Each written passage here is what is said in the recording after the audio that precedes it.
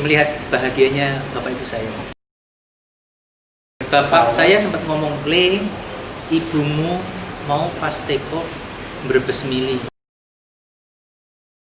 Ibu kamu pada saat pesawatnya tinggal landas itu nangis. Ya ibumu ngomong, seumur-umur aku ora tau numpak pesawat. Seumur-umur saya nggak pernah naik pesawat. Saiki aku numpak pesawat sing nyetiri Aji.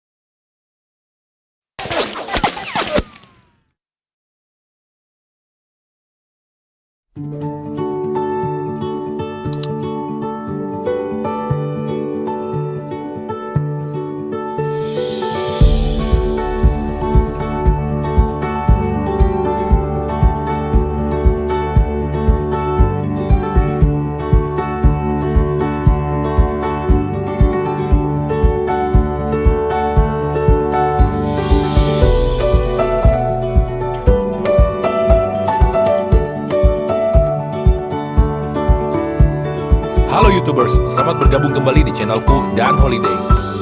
Segala aktivitas yang gue lakuin di waktu holiday.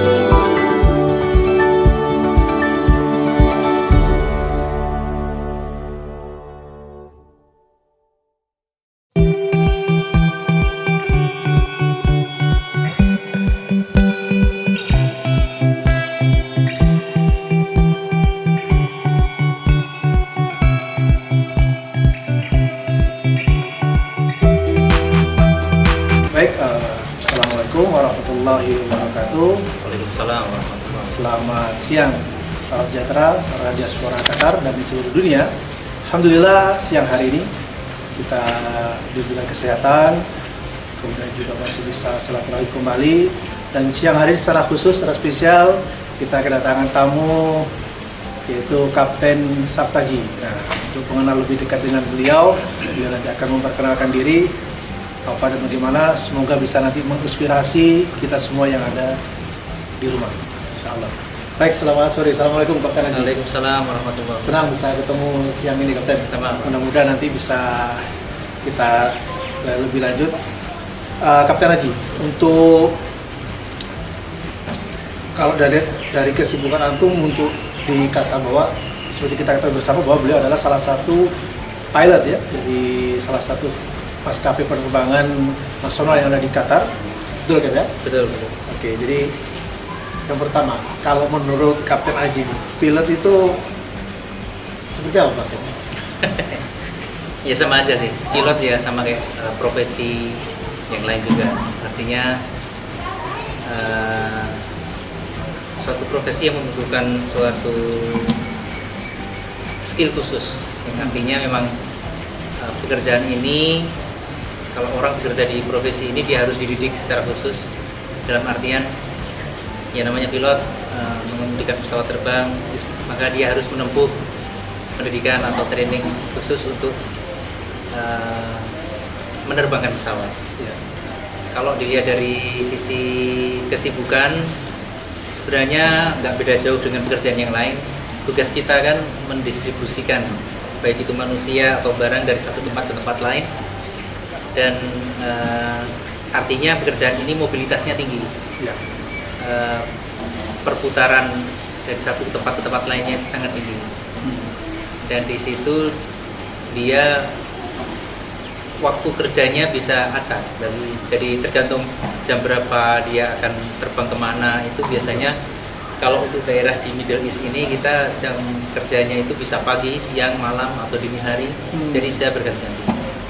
Kalau dari sisi profesinya juga, dia adalah satu jenis pekerjaan yang sangat dilingkupi oleh banyak aturan. Baik cara menerbangkan pesawat yang secara hukum itu legal bagaimana, baik bagaimana cara penerapan jam kerjanya, jadi semuanya serba diatur. Cara istirahatnya, cara terbangnya, cara macam-macam lah, seperti itu. Kurang lebih seperti itu, Pak. Oke, baik. Jadi kalau kita bicara pilot, teman-teman semuanya, ini sebetulnya profesi yang mungkin saya pribadi dan mungkin juga teman-teman semuanya, itu kan cita-cita yang hampir kebanyakan.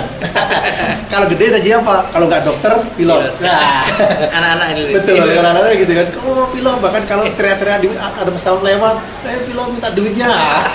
Iya betul. Betul ya? Jadi zaman Saya kecil juga kayak ngalamin gitu. Jadi ngomong-ngomong, kalau Kapten Aji nih sejarahnya, kalau tuh bisa jadi pilot itu gimana? Apa motivasi sebenarnya, atau siapa yang memotivasi iya, untuk jadi pilot ini?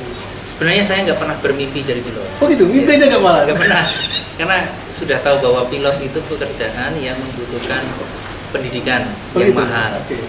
Dan kebetulan kalau disuruh bayar sendiri pasti nggak bakal bisa mampu kita. Oke. Cuman tidak bisa saya pungkiri juga bahwa dari kecil juga sama seperti anak-anak kecil yang lain lah. Oke. Salah satu profesi yang wow, kayaknya menyenangkan, menantang, tapi begitu kita tumbuh besar ternyata kayaknya nggak bakal nih karena biayanya mahal. Betul. Tapi ternyata Allah itu kalau menentukan nasib seseorang itu kadang-kadang tanpa diduga, bahkan kita sendiri pun nggak mengetahuinya. Kalau saya waktu itu kebetulan sebenarnya sebelum jadi pilot itu saya sudah pernah kuliah. Saya kuliah di UGM waktu itu. Oke. Jurusan teknologi industri pertanian. Jadi sama sekali nggak ada hubungannya Nggak sama ada pilot. hubungannya malah. Nggak ada sama sekali. Ini dia. Jadi motivasi saya waktu itu hanya pokoknya kalau bisa sekolah yang tidak bayar, lulus SMA seperti itu. Oke. Tapi ternyata karena mencoba ikut daftar akabri, daftar ini itu yang semuanya serba istilahnya scholarship, itu ternyata nggak ada yang tembus. Akhirnya saya masuk UMPTN, masuk dapat di UGM tadi? Ya, di Jurusannya pun jurusan teknologi industri pertanian, nggak ada hubungannya nggak ada sekali. sama sekali hubungannya berarti ya. Masya Allah. Tapi di masuk tahun kedua, di tahun 92 semenjak 91-92 Merpati itu membutuhkan banyak pilot, makanya mereka menawarkan kepada anak-anak fresh graduate dari high school, anak lulusan SMA untuk dididik menjadi pilot dengan syarat mau berikatan dinas dengan mereka selama 10 tahun. Kebetulan saat itu saya sudah di kuliah tapi coba-coba. Nah, ternyata dari coba-coba itu kok lulus sampai Waktu sekarang. itu berarti masih di kuliah. Masih kuliah. Oh, Akhirnya ketika saya diterima mendapatkan scholarship ini, saya harus tinggalkan kuliah saya. Oh, oke, jadi belum sampai selesai ya? Belum. Jadi Lanjut menerima tawaran ya, tersebut. itu pun saya juga ketika melakukan tes segala macam nggak pernah terbayang bahwa saya harus meninggalkan kuliah. Ternyata diterima, begitu dapat tawaran pekerjaan sama pendidikan ini, saya mulai bingung. Ya waktu itu saya yang saya tanya hanya ibu saya. Antara lanjut kuliah, Betul. aku Karena menerima ini. Betul. Karena waktu itu memang orang tua kan kerja keras membiayai saya selama setahun sampai tahun yang kedua saya itu untuk kuliah. Saya minta izin, Bu, saya ikut tes ini untuk dididik menjadi pilot.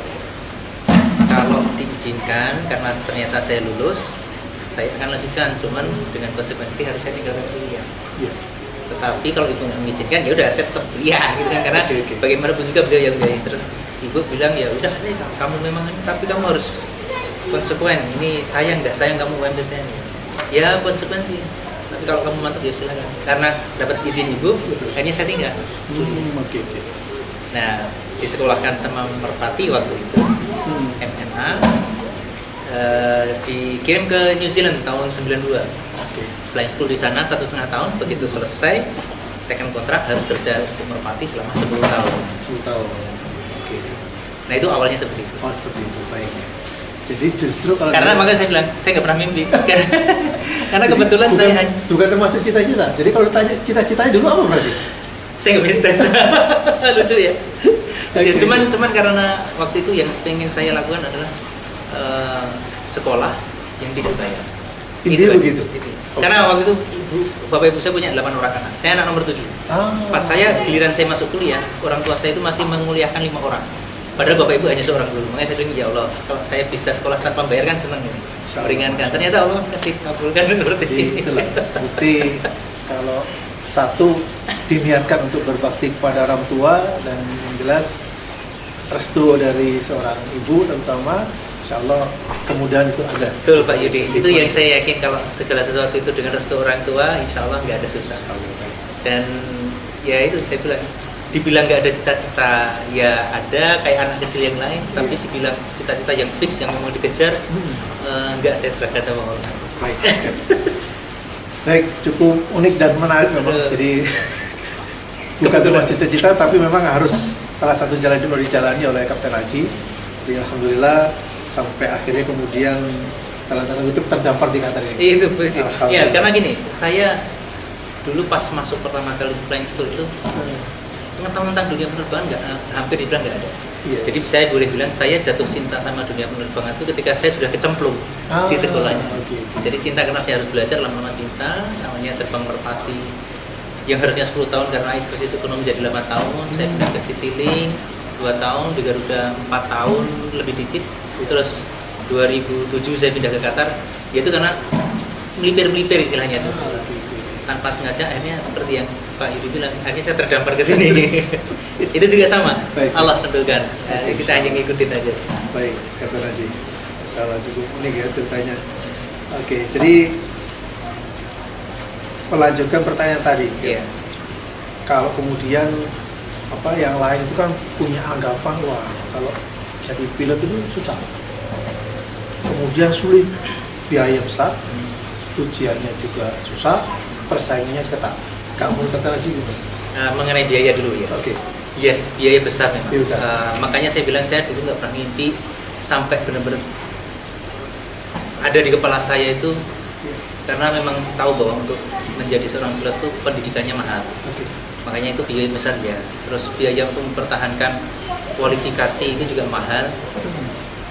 Karena harus menjaga kesehatan dengan bagus. Karena kan kita tidak boleh terbang kalau kita tidak memenuhi persyaratan minimal kesehatan.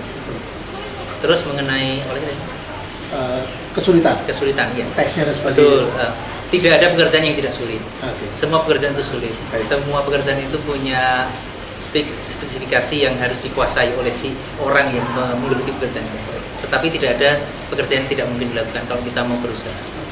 Nah, saya hanya berpegang di situ karena saya akhirnya tadi saya bilang saya baru jatuh cinta ketika saya udah ada kecemplung di situ. Iya. Baru saya mau belajar, ternyata ya kuncinya hanya pekerjaan apa saja ya harus mau belajar. Itu saja. Oke, siap. Baik, jadi kalau tadi dari Malang Melintang di Indonesia dulu berarti kan? Betul. Setelah lulus kemudian setelah penerbangan di New Zealand ya? Saya New Zealand tahun 92 Yang kedua. akhir sampai lulus 94 awal. Oke. Terus 94 itu mulai terbang di Merpati. Merpati dulu ya? Merpati. Oke. Harusnya 10 tahun, ternyata di tahun ke-8, tahun 2002, Merpati sudah melepas saya untuk terbang di Citylink, Garuda Citylink. Waktu itu Citylink masih bagian dari Garuda, sub anak urusan Garuda. Di Citylink 2 tahun, akhirnya saya ditarik ke Garuda, jadi pilot Garuda, terbang dengan tipe pesawat yang lain. Di Merpati sama Citylink terbang Fokker 28. Kemudian di Garuda terbang Boeing 737. Ketika sampai 4,5 tahun di Garuda, saya merasa saya kok ibaratnya saya punya otak itu kayak gelas itu segini nih, Oke. diisinya itu bersegini. Saya masih punya sesuatu yang saya pengen isi dengan sesuatu yang lain. Iya.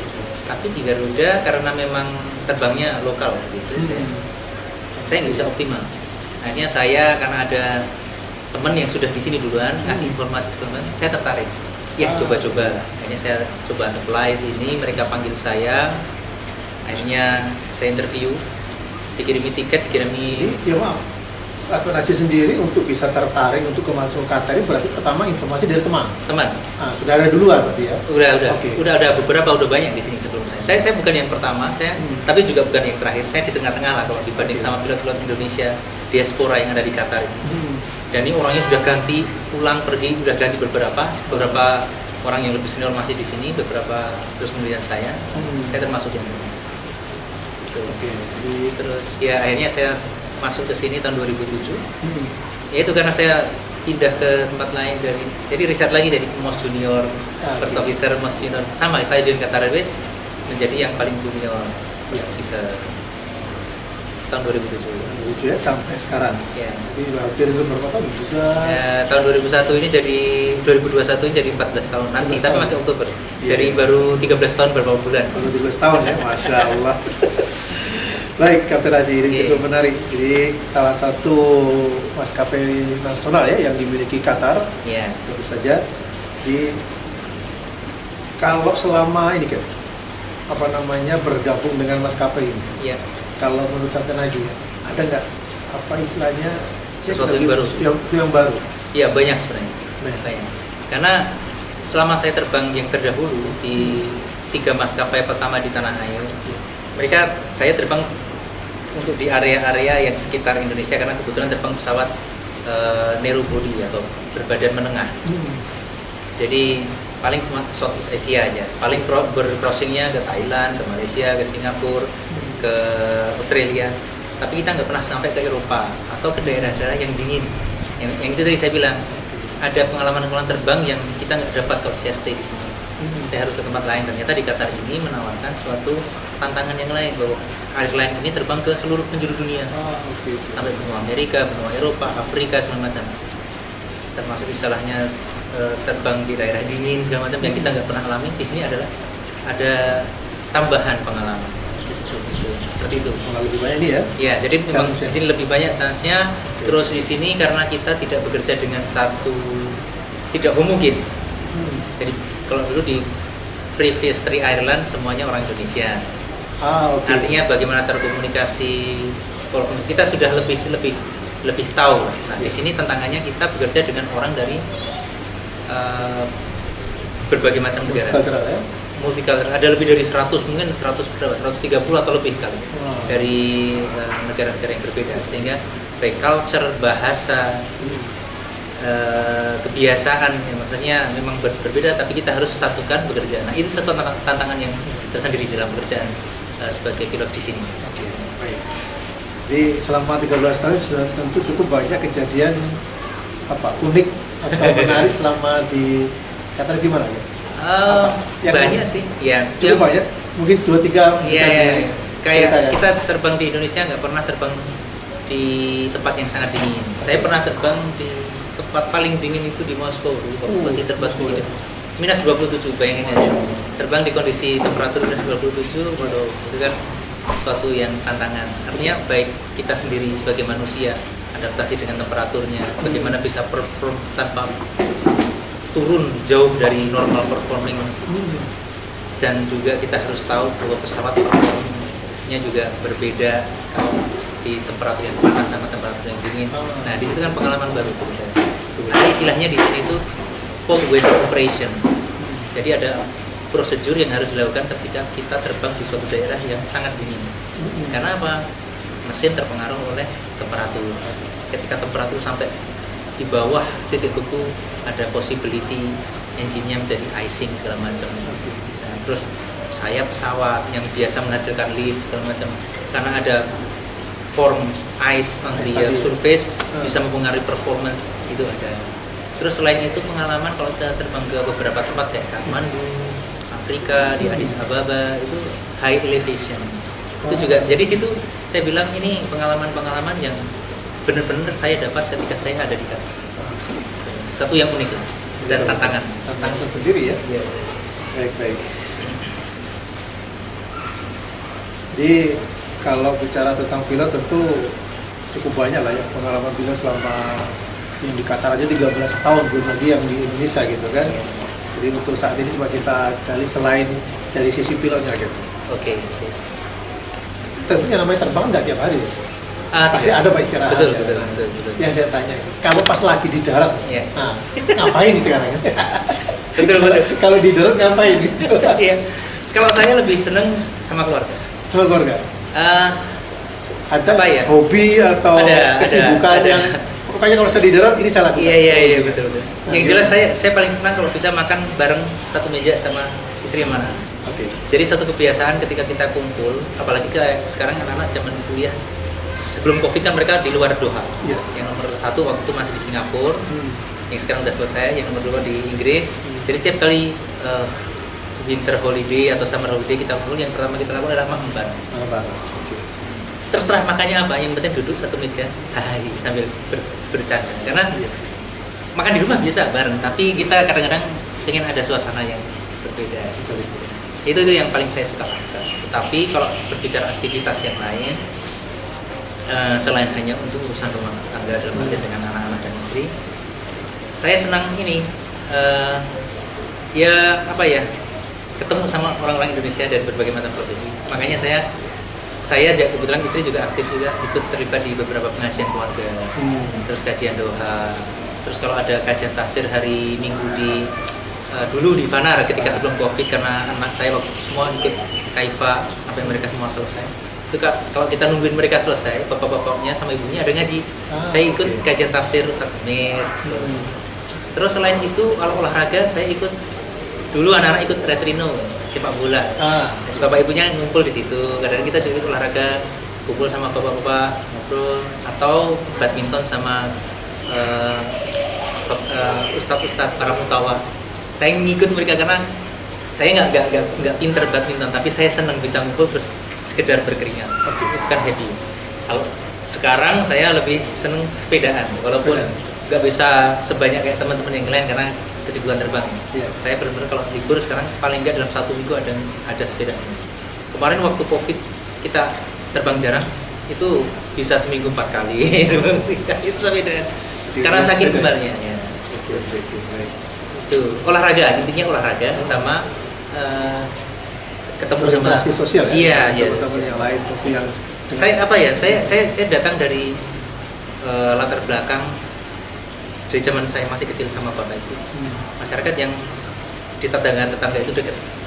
Jadi zaman saya masih kecil itu kalau aktivitas apa ya di masjid. Di mana itu kan kamunya? Saya Jogja, asli Jogja. Asli Jogja ya. Jogja dulu bapak itu dosen IKIP. Di situ ada perumahan dosen IKIP, ada masjid namanya Masjid Nurul Asri. Dulu saya aktif di pengajian anak-anak di situ karena ikut aktivitas, ya namanya anak senang kan, kumpul banyak sama anak-anak dosen. Terus pindah ketika udah rumah tangga bekerja di Bekasi. Kebetulan masjid di belakang rumah ada Baitur Rahman di Villa Nusa Indah di Klopo. Dari zaman masjid itu dibangun, cuma kita sama bapak-bapak aktivitasnya semuanya di situ. Jadi senang bertemu dengan tetangga, orang dari kalangan cross profession lah, ya. Jadi kita bertukar pengalaman. Karena saya sadar harus nyari gitu, harus nyari dalam artian nggak bisa hidup sendiri. Karena saya terbiasa dari keluarga besar, dari orang nggak seneng lihat sepi. Akhirnya kita mau nggak mau, walaupun saya aku ya organisasi seneng tapi tidak terlalu menonjol, tapi cuma ikut nimbrung gitu aja. Tapi alhamdulillah di situ kalau di Qatar akhirnya kebiasaan itu ke bawah. Alhamdulillah ya, maksudnya seneng bisa ngumpul dengan para mutawa, dengan bapak-bapak pengajian. Akhirnya seperti yang pernah tahun 2018 ya, waktu Ramadan itu ikut juga sibuk ngurusin Ramadan di Safari Ramadan. Berikan amanah, dipercaya untuk menjadi ketua ya. Saya yang Ramadan wakil ketua waktu itu. Ketuanya Pak Wija, saya wakil ketua. Dan kemudian yang Idul Kurban, yang bagian nyebar segala macam distribusi sama ngumpulin dan kebetulan saya jadi ketuanya. Tapi ya cuma itu aja. Yang lainnya saya cuma ngikut. kegiatan yang sifatnya melibatkan banyak orang, Iya. kemudian ya dengan harapan menebar manfaat. Betul, betul, Ini betul, begitu. betul. Baik, Kapten Haji, Masya Allah luar biasa ini pengalaman beliau untuk kegiatan di luar.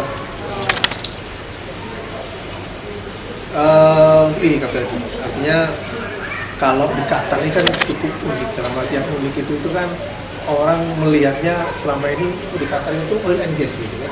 Iya, iya. Nah, ini profesi pilot ini kan cukup jarang. Mhm. Nah, ini Kapten Haji salah satu diaspora yang ada di Qatar yang beruntung bisa bergabung di sini. Nah, kalau dari teman-teman yang lokal, dalam artian orang Qatar Ya. melihat image-nya, oh, kok pilot ada orang Indonesia, gimana? Image sampai terhadap orang diaspora Indonesia dari negara lain, terutama Maksudnya lokal. orang-orang non Indonesia yang lihat Iya, kita, betul. mereka respect. Jadi karena memang mereka menganggap sama, karena sudah terbiasa. Kalau menurut saya ya, orang sini sudah terbiasa melihat orang dari cross profession kayak pilot, ada yang dari Indonesia, Amerika, Afrika, Asia yang tempat lain, ya nggak ada bedanya. Jadi saya bilang ya tanggapannya bagus, dalam artian mereka memberikan peluang yang sama orang Indonesia, dan bahkan sebenarnya jujur saja kalau saya bilang seharusnya kita tuh bangga loh. Iya. Artinya di Indonesia itu punya orang-orang yang berpotensi, karena di sini saya tidak sendirian. Saya nggak tahu sekarang posisi terakhir sebelum Covid itu sekitar ada 30 sampai 35 pilot Indonesia yang terbang di airline yang sama dengan saya. Mereka memperlakukan kita dengan treatment yang sama, memberikan penghasilan yang sama bila kita dibandingkan dengan pilot-pilot dari Eropa, Amerika, dan negara lain. Artinya di situ nggak kalah kok sumber daya manusia Indonesia secara quality. Apalagi kalau saya bilang untuk generasi yang lebih sekarang ini, saya yakin mereka punya lebih tinggi lagi daya saingnya, karena informasi yang mereka peroleh lebih mudah dibanding zaman-zaman saya. Kita yang zaman-zaman kita mungkin teknologi informasi belum sehebat sekarang, aja kita bisa bersaing. Apalagi anak-anak zaman sekarang. Artinya mau dia orang Indonesia, domisili di Indonesia atau di tempat lain, mereka akan bisa mampu bersaing dengan tenaga kerja dari negara-negara lain. Baik. Buktinya ya di sini. Ya tidak kemudian hanya kalau bicara Indonesia ya maaf terlalu kutip pembantu. Oh enggak, ya kan betul, gitu. betul sekali. Artinya masih ada segmen, maksudnya bahwa di negara ini berprofesi di sana, tetapi mereka orang lain, orang non Indonesia melihat sudah sekarang lebih jendela view-nya itu lebih terbuka. Iya. Ternyata orang Indonesia itu enggak seperti pandangan mereka zaman dulu. Sekarang orang Indonesia yang profesinya yang di posisi tinggi juga sudah, dan yang punya potensi yang bagus juga sudah sangat. Dan itu saya bilang mereka fair kok lihat menurut saya. Artinya Mudah-mudahan makanya orang Indonesia harus mampu membawa ini. Kalau boleh dibilang bukan pride, tapi nih menunjukkan diri bahwa sebenarnya Indonesia itu tidak kalah. Gitu aja. mudah-mudahan pelan-pelan image itu bahwa kalau kita bicara tentang skill atau tenaga kerja, biasanya ngirim memang kalau kutip pembantu, sekarang Bergeser. Bergeser. Betul sekali. nah, harapan Gitu. nanti mudah-mudahan Amin. kedepannya bisa lebih banyak lagi ya. Amin, insya Allah. Baik, Kapten Haji, mungkin untuk yang terakhir pesannya terhadap diaspora di Qatar ataupun secara keseluruhan lah, Anak-anak muda khususnya aja ya? generasi muda. Oke, generasi muda aja ya. Generasi muda khususnya. Apa pesannya ini untuk dia nanti bisa mampu bersaing, terutama di dunia internasional termasuk ya dunia penerbangan. Ya, secara umum kalau buat generasi muda, saya hanya berpesan jangan pernah berhenti belajar, karena tidak ada suatu profesi apapun di dunia ini yang tidak bisa dipelajari. Sekarang tinggal cocokkan saja apa yang menjadi passion Anda sebagai seorang generasi muda dengan apa yang tersedia di dalam dunia profesi di seluruh dunia ini, maka pelajarilah. Kalau ada, saya bukan orang Sunda, tapi ada pepatah yang selalu membekas dalam benak saya. Cikaraca ninggang batu, laut-laut jadi lego. Jadi air menetes di dalam batu sekeras apapun, lama-lama batu itu bisa bolong.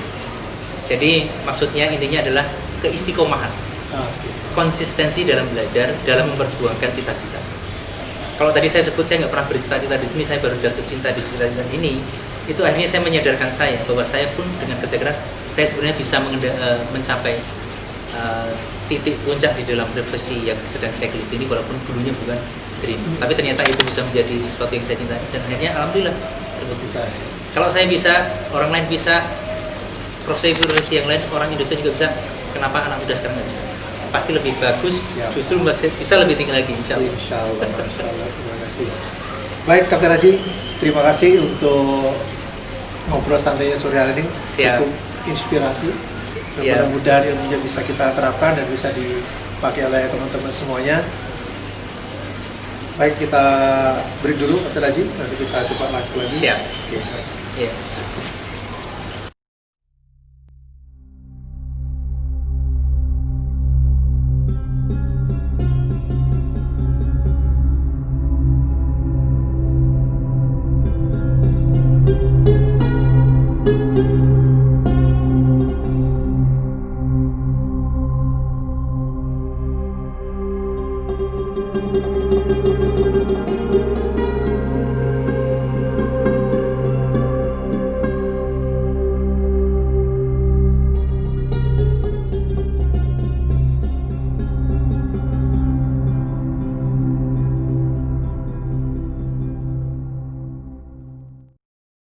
Baik, Kapten Haji. Iya. Antum kan namanya pilot ya, nggak bisa dipungkiri.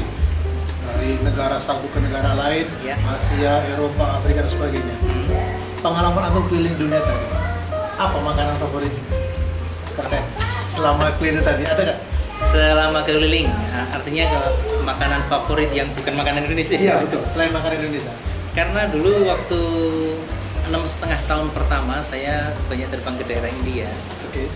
Itu ada makanan namanya masala dosa. Jadi Jadi, dosa yang diisi pakai masala. oke. Ya. Indian food ya? Ya, Indian food. Oke. Sebenarnya saya kenalnya malah justru bukan di pas terbang India, tapi terbang ke Kathmandu. Karena saya menjadi salah satu dari qualified pilot who always terbang ke Kathmandu, sehingga dalam 1 bulan itu bisa 4 atau 5 kali terbang ke Kathmandu, nginep di sana. Otomatis dari saya tidak mengenal sama sekali sampai saya mengenal, sampai saya akhirnya ternyata ini. Dan salah satunya adalah yaitu tadi dosa masalah. Itu sama saya. Nah, itu kalau makanan favorit. Kalau kita bicara makanan juga, Kak, Ya. bisa masak nggak? Saya nggak bisa masak. Saya bisanya makan. Oke. Itu jadi masalah itu kan. Jadi mas, Kalaupun bisa paling cuma bikin Indomie. oke. Kok merek mie ya maksudnya. Iya, Mie iya. rebus. Mie instan. Oke. Baik. Ini pertanyaan yang agak ini kan. Apa Mohon itu? maaf nih.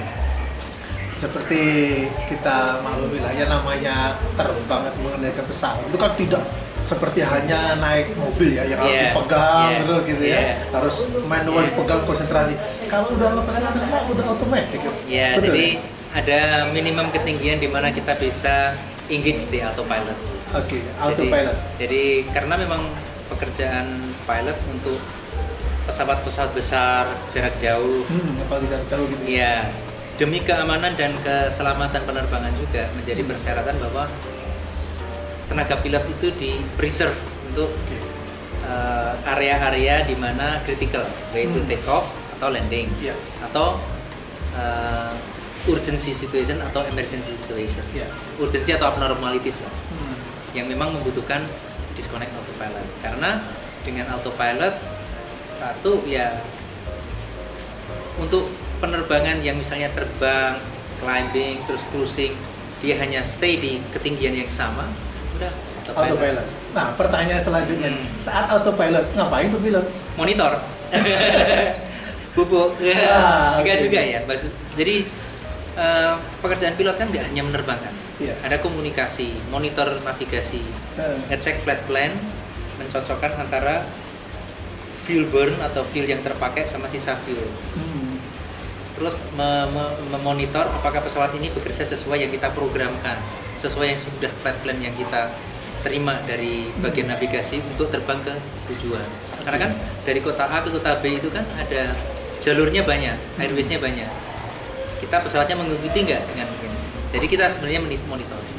Makanya autopilot itu didesain supaya pesawatnya itu bekerja otomatis mengikuti yang sudah diprogramkan, dan pekerjaan pilot adalah memonitor apakah eksekusi dari autopilot itu sesuai dengan yang sudah di-plan. Iya.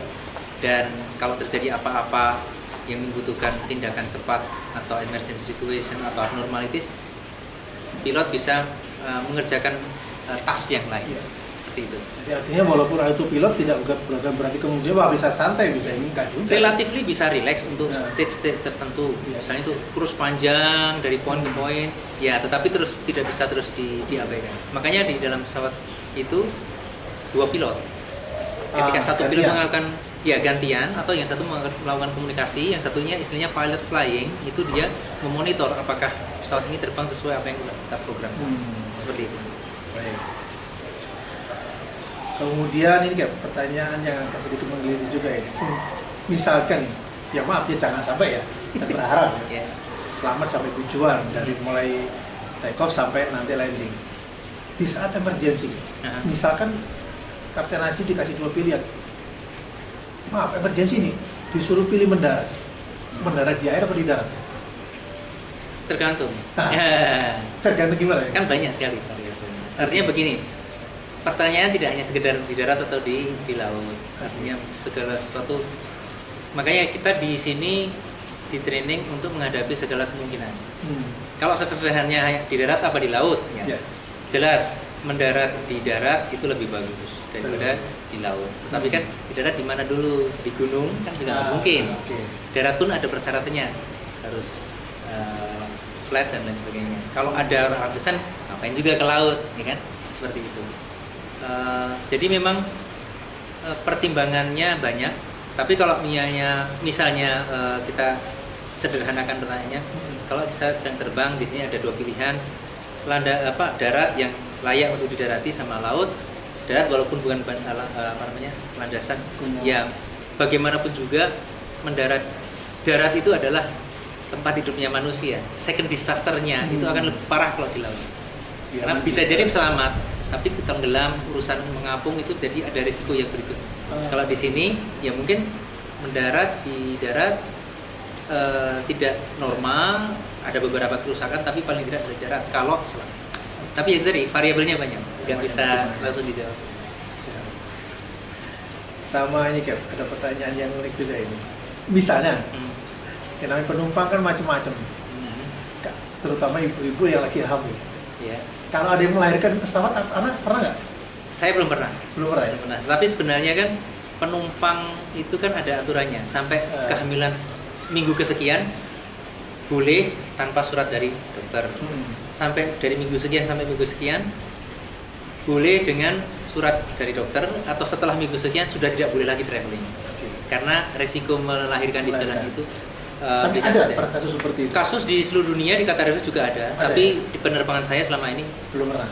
di Nah, pertanyaannya, kalau misalkan ada Ya. di suatu saat nanti lahir di pesawat, nanti kartu lahirnya di mana itu?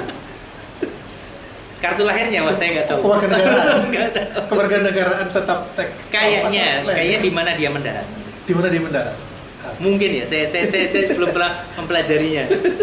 Karena yang di-train untuk melahirkan kalau terjadi itu kan cabin crew sudah train. Mereka di-train mereka cabin crew. Jadi tetapi urusan legality kayak gitu, Legality jadi mana tadi? dia nanti akte lahirnya mana Itu ya? itu saya nggak tahu. Tapi kemungkinan besar di mana dia mendarat, di situ dia akan Siap.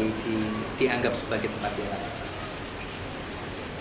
Baik, Kapten Haji, saya kira mungkin itu beberapa yang harus kita ngobrol santai pada sore hari ini. Atau mungkin ada yang mau ditambahkan, Cap? Ada nggak kenangan yang ya, mungkin menurut Kapten Haji cukup menarik atau mungkin memorable lah selama menjadi pilot ini, ada nggak? Apa ya? Memorable moment? Kalau saya masih ingat itu saat kebetulan kedua orang tua saya sudah meninggal. Iya. Tapi ketika saya awal-awal terbang dulu, saya masih menjadi co-pilot di perusahaan pertama saya. Itu ketika saya terbang membawa kedua orang tua saya. Masya Allah. Dan itu ibu saya itu pas ikut penerbangan saya seumur hidup belum pernah naik pesawat. Pesawat yang dia dari dia dalam tahun berapa itu, sekitar 94 atau 95 saya terbang di Merpati Nusantara. Kakak saya nomor 5 tinggal di Sangatta di Kalimantan Timur. melahirkan anak pertama. Ibu saya di Jogja. Iya. Saya kebetulan bapak ibu saya mau datang ke Sangatta nengok cucu tadi. Nah, saya minta flight yang dari Jogja, Surabaya, Balikpapan untuk saya terbangi sama kru waktu itu, kru kontrol schedule di perusahaan saya yang pertama. Dan mereka kasih. Nah, pas pada waktu kesempatan itu belum ada aturan kokpit steril istilahnya. Kalau sekarang penumpang tidak boleh masuk ke kokpit sama sekali. Iya. Karena alasan 911 2000 berapa itu yang terjadi Twin Tower di Amerika ditabrak. Akhirnya peraturan internasional mengharuskan kokpit tertutup, tidak boleh ada orang non kru atau orang-orang yang diizinkan untuk masuk ke situ, termasuk apapun alasannya. Nah dulu belum ada aturan itu. Itu waktu di atas saya bilang sama kapten saya bawa kedua orang tua saya perjalanan ini sampai ke Bali. Oh ya, undang mereka. Beliau berkunjung dulu. Masya Allah. Terus di situ saya lihat wajah, nggak bisa digambarkan kata-kata. Betul. Jadi melihat bahagianya bapak ibu saya. Terus itu pertama kali ya. bapak saya sempat ngomong, Le, ibumu mau pas take off berbes mili. Maksudnya ibu kamu pada saat pesawatnya tinggal landas itu nangis. Jadi iya bener. itu sampai kenapa Pak? Iya ibumu ngomong seumur-umur aku ora tau numpak pesawat. Seumur-umur saya nggak pernah naik pesawat. Saiki aku numpak pesawat sing nyetiri Aji. Aji itu panggilan saya kan, sahabat Aji. Ya, itu salah satu pengalaman yang nggak pernah sampai. Iya. Luar biasa. Ya itu luar biasa salah satu yang saya sangat berkesan. Mudah-mudahan menjadi suatu kebanggaan tidak hanya keluarga, Amin. orang tua, tapi Amin. juga Indonesia di kota. Amin. Insya Allah anak-anak muda yang lain juga bisa melakukan yang sama, membuat orang tua mereka bangga. Mungkin dengan cara mereka yang berbeda, profesi yang mereka berbeda, Ya. tapi akan dirasakan nanti kalau bisa membuat bangga. Baik, Kapten Haji, terima kasih banyak untuk Sama-sama. ngobrol sore hari ini. Sebagai penutup ini, Jack, Oke. ada pertanyaan challenge nih. Apa itu? Anu kalau disuruh milih, nih, suruh nyanyi atau suruh tilawah? Waduh, saya nggak bisa nyanyi. Tilawah juga saya masih kesandung-sandung gitu. Mau terima tantangan ya? Aduh, apa ya? Saya nggak nyanyi lah, yang jelas saya nggak nyanyi. Oke, ngaji berarti tilawah. Aduh, baca apa dong? Apa aja? Singkat aja. Apa ya? Baca apa? Boleh. Baca Mau aja. Baca Ya? boleh. Saya lihat karena kebetulan saya, aduh, nggak usah disebut nanti malah jadi ujub. Ini aja, saya yang baru saya baca belum selesai hari ini. Berapa ayat?